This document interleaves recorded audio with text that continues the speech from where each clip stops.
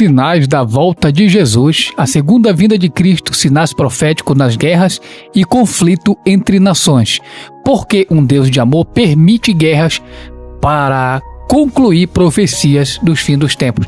Porque as guerras, porque os conflitos, os rumores de guerra, eles coincidem para os atos proféticos, para as profecias da Bíblia, para cumprir propósitos divinos, para cumprir sinais proféticos da volta de Jesus. Uma pregação expositiva com fundamentação ética e apologética. Porque um Deus de amor permite guerras para confirmar suas profecias na Escritura Sagrada. O que quer dizer essas guerras atuais no Oriente Médio? Tem alguma coisa a ver com a volta de Jesus? Jesus tem uma palavra para você. Não passa esse vídeo, fica aqui. Vamos receber essa palavra de Deus, que Deus tem para você algo grande ainda hoje. O contexto profético e a urgência do momento. O texto base é Mateus. Mateus, capítulo 24, do versículo 6 e 7. Também você pode ver isso lá em Marcos 13, versículo 7 e 8. E também Lucas 21, versículo 9 ao 10. Diz assim a palavra de Deus: E ouvireis de guerras e rumores de guerras. Olhai, não vos assusteis, porque é necessário que assim aconteça, mas ainda não é o fim, porquanto se levantará nação contra nação e reino contra reino. Aqui você já vê em Mateus 24, versículos 6 e 7, as profecias de Jesus sobre guerras e rumores de guerras, mostrando que isso ainda não era definitivamente o fim, mas o começo dele. Caros irmãos, amigos, vocês que estão assistindo esse vídeo parou para você e você deu atenção. Estamos vivendo em uma era sem precedentes na história humana.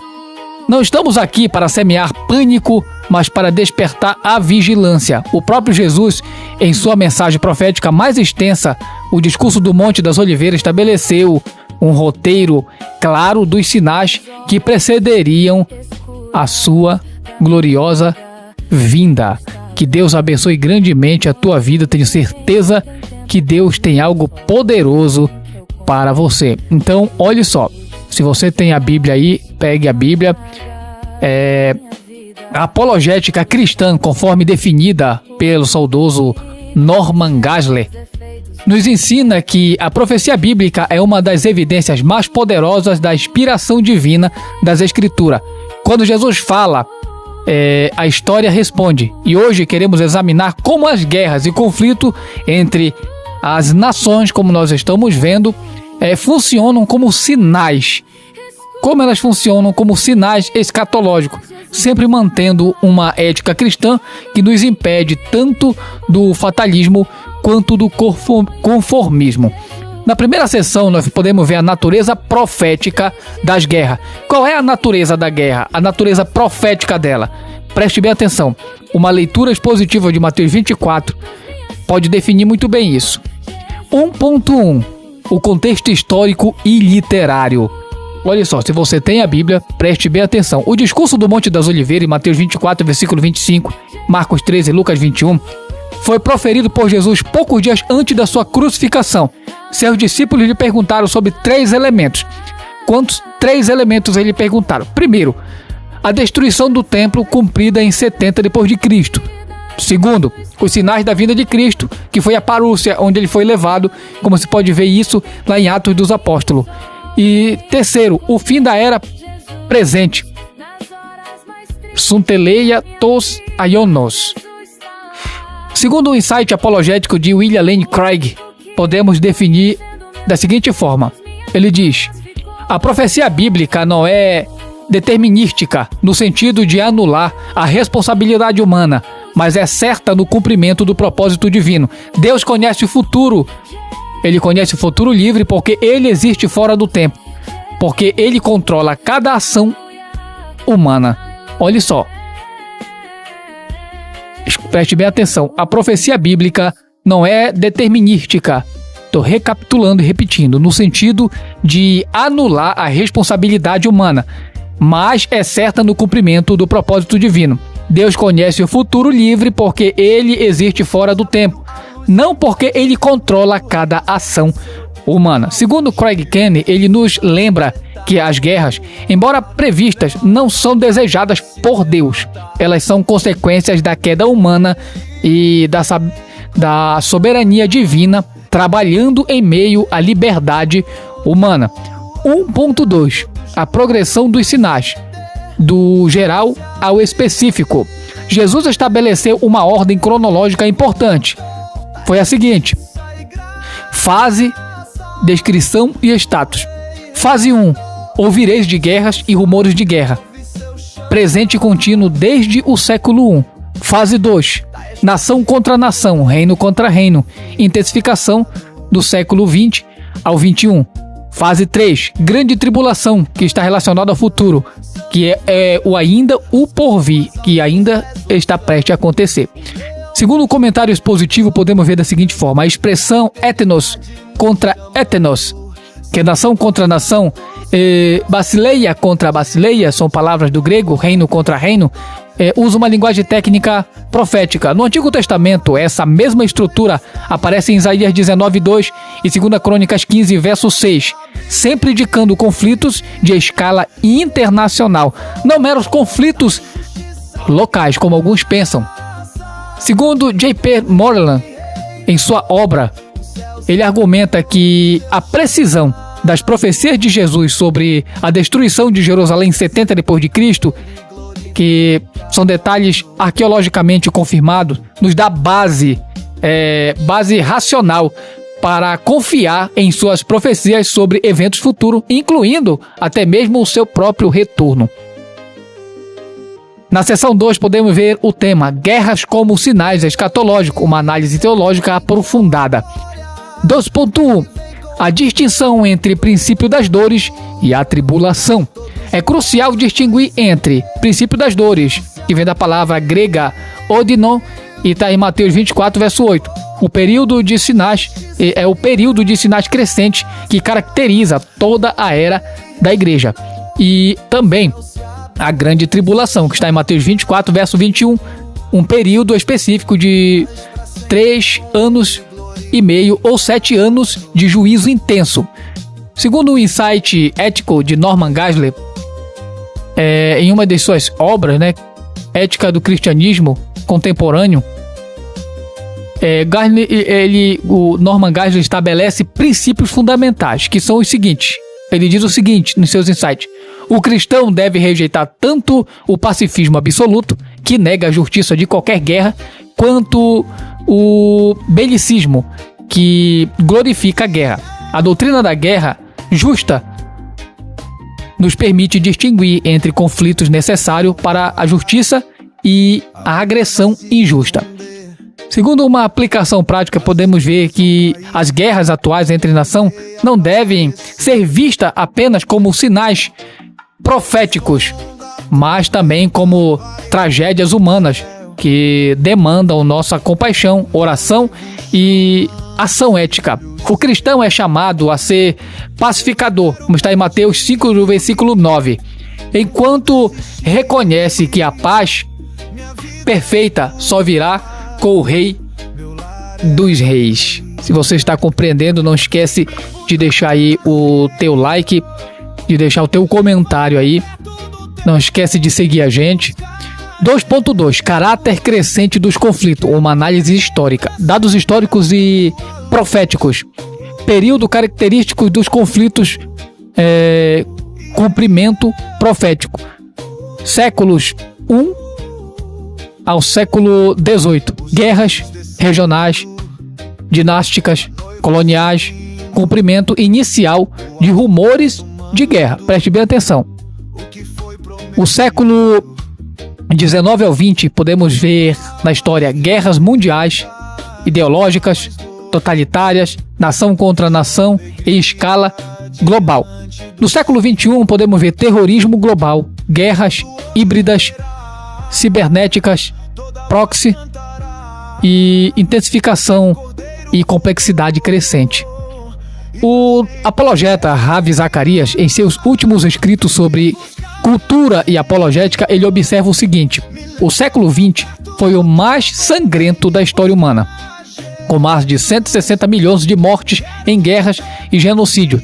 Isso é apenas o princípio das dores. A humanidade, ela deve refletir profundamente sobre o que está por vir. 2.3 Guerras e a figueira. Israel como indicador profético. Isso a gente pode ver a partir de Lucas. Lucas 21, do versículo 29 ao 31, paraleliza os sinais das guerras com a parábola da figueira. A restauração de Israel em 1948 é vista por muitos estudiosos como o sinal mestre que dá contexto à intensificação dos conflitos. Segundo o apologeta Josh McDowell, em Evidência, de uma de suas obras, documenta a existência contínua do povo judeu após 2000 anos de dispersão, e a sua restauração como nação é um fenômeno único na história humana, exatamente como previsto em Ezequiel 36 e 37. Isso não pode ser destacado como coincidência. Na seção 3, a gente pode ver, segundo o tema, ética cristã em tempos de guerra, fundamentação acadêmica. 3.1, atenção. Olha só, a tensão entre a profecia e a responsabilidade moral. Peter Kreeft, filósofo católico amplamente respeitado no evangelicalismo, argumenta em uma de suas obras: o conhecimento do futuro não nos isenta da responsabilidade moral no presente. Deus não nos chamou para ser meros espectadores da história, mas participantes ativos de sua missão de amor e justiça, disse o teólogo católico Peter Kreeft, grande apologeta cristão. Também podemos ver princípios éticos para o cristão. Primeiro, quais são os princípios éticos para o cristão? Primeiro, vigilância sem especulação. Isso você pode ver em Mateus 24, verso 42. Nos chama a vigiar, mas Jesus repreendeu os que queriam saber datas, como está lá em Atos 1, verso 7. Segundo, esperança sem conformismo. Romanos 8, versículo 18 ao 25, mantém nossa esperança no futuro glorioso, mas impulsiona a ação no presente. Ponto 3. Justiça sem vingança. Romanos 12, verso 19 e 21, distingue entre a justiça do Estado, que porta espada, e a resposta do cristão individual. 3.2. A perspectiva dos grandes apologistas. Vamos ver o que os grandes apologistas falam sobre isso, e começando com Norman Geisler. Segundo Norman Geisler, em Ética da Guerra Justa, Geisler ele articula 7 critérios para uma guerra ser moralmente justificável: causa justa, defesa contra agressão injusta, intenção reta, restauração da paz, não conquista, autoridade legítima, declaração por governos legítimos e último recurso, esgotadas todas as alternativas diplomáticas. Proporcionalidade está relacionado ao bem alcançado, supera o mal causado, e probabilidade de sucesso, não é suicídio coletivo. E discriminação, proteção de inocentes. Segundo William Lane Craig, a relação entre providências e livre-arbítrio. Em debates filosóficos, William Craig defende que Deus pode prever as guerras sem causá-las. Sua onisciência não compromete a liberdade humana. As guerras são resultado da corrupção humana, não da vontade divina primária, como muitos pensam. O problema da guerra é um problema do caráter caído humano. J.P. Moreland, em O Cristão e a Cultura, ele diz o seguinte: Moreland, ele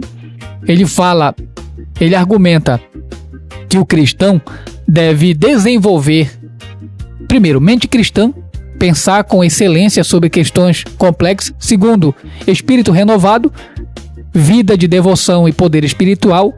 E terceiro, ação redentora, engajamento cultural e transformador. 3.3. O perigo do fatalismo escatológico. Segundo Ravi Zacarias, advertia frequentemente: o cristão não é uma filosofia de fuga do mundo, mas de transformação do mundo. Mesmo sabendo que a história terminará em juízo, somos chamados a ser sal e luz até o último momento, até o último dia, até o dia do arrebatamento. Erros a evitar. Então, a partir daí, quais os erros devemos evitar? Erro, descrição, correção bíblica. É isso que a gente vai ver a partir de agora. Data. Tentar prever datas específicas, como está em Mateus 24, verso 36. Ninguém sabe o dia nem a hora. Escapismo. Abandonar a responsabilidade terrena, como está em 2 Tessalonicenses 3,10. Quem não trabalha, não come. Alarmismo. Viver em constante pânico, como está em 2 Timóteo 1, verso 7. Deus não nos deu espírito de covardia. Conformismo. Aceitar injustiça, porque vai piorar, como está em Miqueias 6, verso 8. Fazer justiça, amar a misericórdia é o dever cristão e os erros a evitar. Na seção 4 podemos ver guerras contemporâneas e seu significado profético. Qual é o significado profético das guerras atuais? 4.1. Configuração atual dos conflitos globais. Análise expositiva. As guerras do século XXI apresentam características que se alinham com a intensificação profética. Primeiro, guerras híbridas. Combinam conflito militar tradicional com guerras cibernéticas, econômica e de informação. Segundo, guerras por procuração. Proxy war. Nações maiores confrontam-se através de nações menores. Terceiro, terrorismo global. Conflitos sem fronteiras claras, envolvendo atores não estatais. Quarto, guerras por recurso, água, energia, alimento como motivadores de conflito. Segundo o insight teológico, podemos ver em Apocalipse capítulo 6, versículo 3 e 4, descreve o cavaleiro vermelho que tira a paz da terra para que não se mantenham, para que se matem uns aos outros. A remoção da paz é um juízo permissivo. Deus reina, da mesma forma. Deus retira a graça comum que restringe o mal humano. 4.2. A centralidade de Israel nos conflitos modernos. E a gente está vendo que Israel está sendo atacado. Zacarias capítulo 12, do versículo 2 e 3, profetiza que Jerusalém se tornaria corpo de tremor, ou corpo de ressaca para as nações. A concentração de tensões geopolíticas em torno de Israel é notável e é um fator profético. Primeiro, conflitos árabes-israelenses desde 1948. Segundo, tensões Irã-Israel são crescentes. Terceiro, reconhecimento internacional fragmentado de Jerusalém. O estudioso apologeta Josh McDowell observa: nenhuma outra cidade no mundo é disputada como Jerusalém. Nenhum outro povo tão pequeno gera tanta atenção global. Isso não é acidente, mas cumprimento profético. 4.3. A apostasia e as guerras, como está em 2 Tessalonicenses 2, versículo 3. Preste bem atenção. Paulo, apóstolo, escritor de alguns livros da Bíblia, associa a vinda do anticristo e o dia do Senhor como duas condições. Primeiro, redobre a sua atenção. Primeiro, a apostasia. O afastamento da fé. E a gente está vendo muito isso acontecendo. Segundo, a revelação do homem da iniquidade. O estudioso J.P. Moreland, ele conecta isso à cultura contemporânea. Ele diz: o relativismo moral, o naturalismo filosófico e a negação do absoluto são formas de apostasia intelectual que preparam o terreno para uma apostasia religiosa em massa e para a chegada do anticristo. A seção 5 traz o tema: a esperança do arrebatamento e a ética da expectativa. 5.1. A doutrina do arrebatamento na escatologia evangélica. 1 Tessalonicenses 4, versos 16 e 17. 1 Coríntios 15, versos 51 e 52. Descreve o arrebatamento da igreja.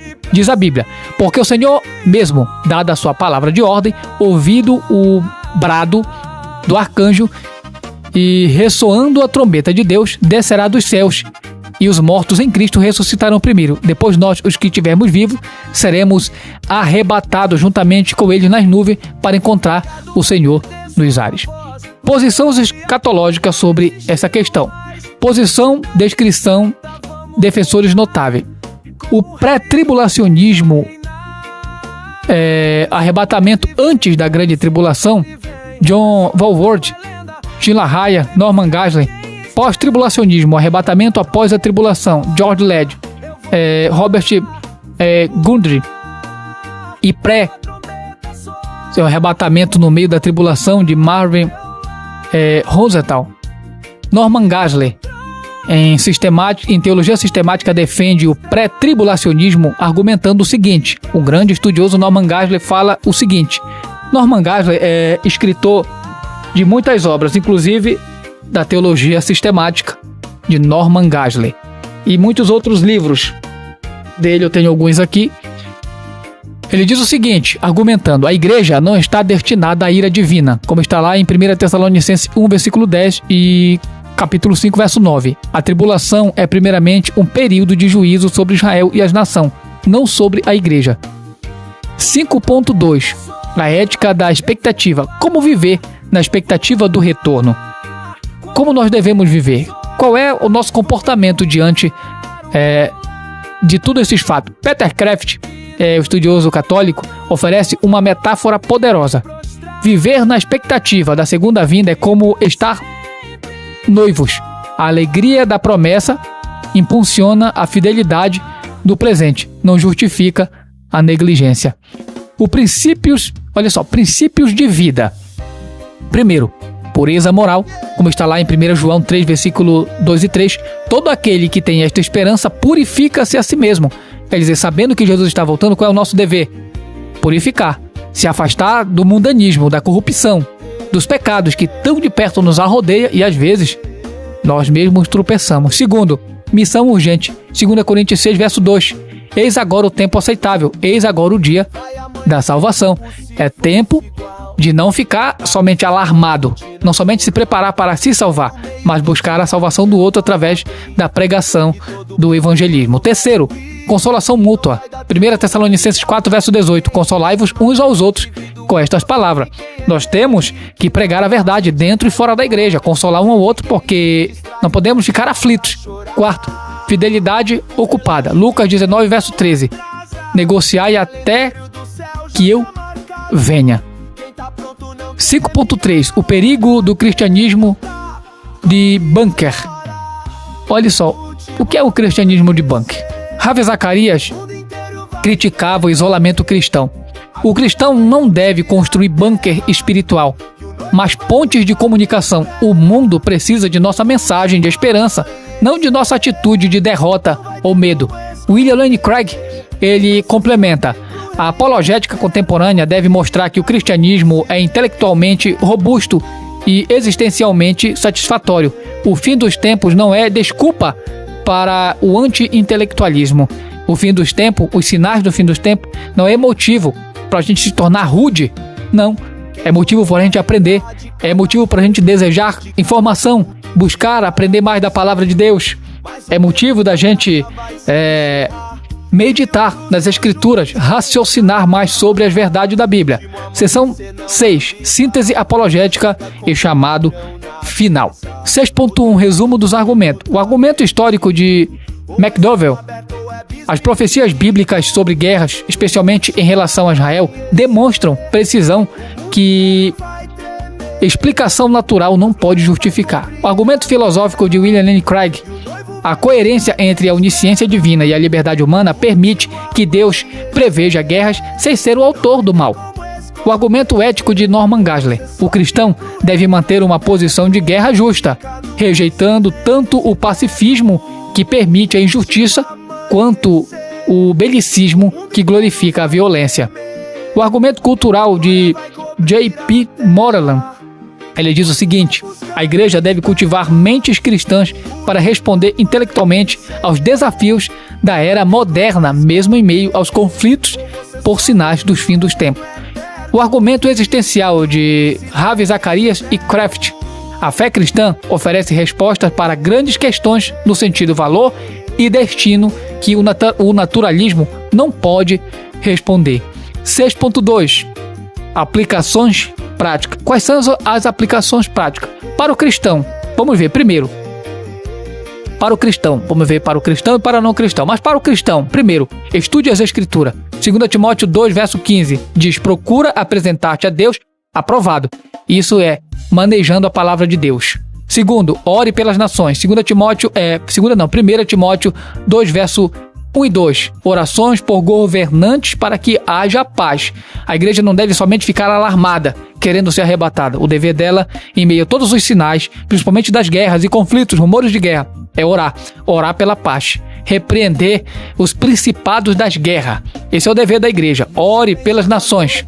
Terceiro, compartilhe o evangelho. A urgência escatológica impulsiona a missão. Quarto, viva com esperança. A vitória final é certa. A nossa fidelidade é necessária. E para o não cristão? Para o não cristão é o seguinte. Primeiro, as guerras e conflitos são sinais de que a criação geme pela redenção. Então fique esperto, fique alerta. Se você ainda não é crente, busque se acertar com Deus. Se você ainda não tem o teu nome escrito no livro da vida, você ainda não serve a Deus, faça isso o mais rápido possível. Se acerte com Deus enquanto você tem fôlego de vida. Porque os sinais estão acontecendo, você pode morrer a qualquer maneira e Jesus pode vir buscar a sua igreja a qualquer momento. Segundo, o cristianismo oferece uma explicação coerente do mal e uma solução definitiva. Terceiro, o arrebatamento e o juízo são certos. O tempo de decisão é agora. E nunca deixe isso para depois. Pode nunca chegar a sua hora. A conclusão. A certeza da vitória. Apocalipse 21, versículo 4 e 5. Diz assim: enxugará Deus toda lágrima dos olhos deles. Já não haverá morte, nem haverá mais pranto, nem lamento, nem dor, porque as primeiras coisas já passaram. E aquele que estava sentado no trono disse: eis que faço nova todas as coisas. Queridos, meus amigos, meus irmãos, você que ficou nesse vídeo, as guerras são reais, dolorosas e proféticas, mas elas não têm a última palavra. A história não termina no Armagedon, mas no casamento do Cordeiro, que é o arrebatamento da igreja. O Rei dos Reis e o Senhor dos Senhores retornará, não como servo sofredor, como ele veio morrer na cruz por mim e por você, mas como juiz soberano supremo e governante eterno. E quando ele vier dessa forma, não vai mais dar tempo. É o último tempo. Tudo cessou. O tempo da graça vai cessar. Não vai ter mais chance. Você tem chance agora.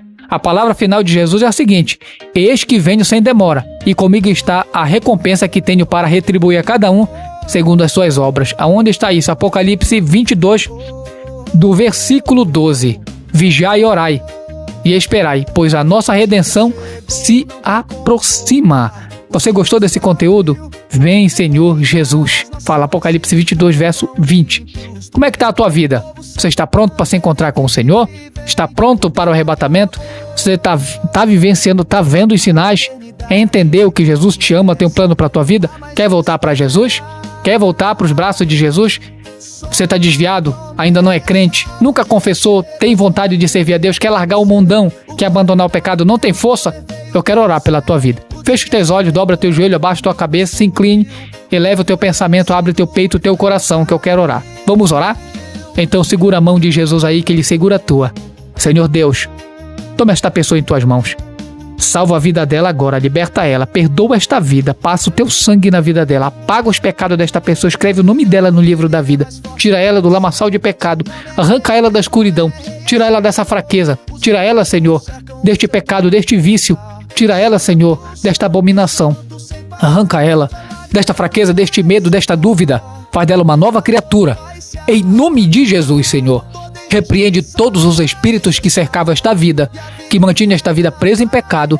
Toma ela em tuas mãos, prepara ela para se encontrar com o Senhor nos ares, e que daqui para frente esta alma seja uma trombeta, um pregador, uma pregadora do Evangelho, em nome de Jesus. Eu te deixo a paz. Se você fez essa oração de coração aberto, em sinceridade, a paz do Senhor. Você é um crente, é um servo, é uma serva. Se teu nome foi escrito no livro da vida, a partir daqui, ore, leia a Bíblia, vá para a igreja, busque uma igreja séria, busque o Senhor. Deus pode te libertar, te transformar, renovar a tua vida e fazer de você uma nova criatura e te abençoar grandemente. Jesus está voltando E não esquece de seguir a gente, deixar o teu like, deixar o teu comentário, compartilhar esse vídeo e até a próxima.